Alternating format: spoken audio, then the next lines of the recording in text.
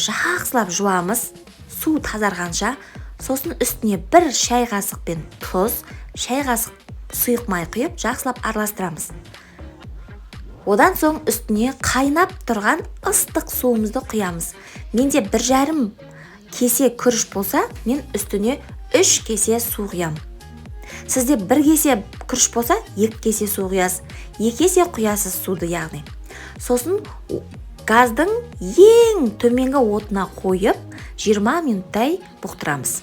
Мінекей, күрішіміз дайын, керемет болып піседі. 20 минут қақпағын ашпайсыздар, күріштің пісіріп жатқан кезде өзі ыстық суда пісіп бұқтырылады. Мінекей, күрішіміз осымен дайын.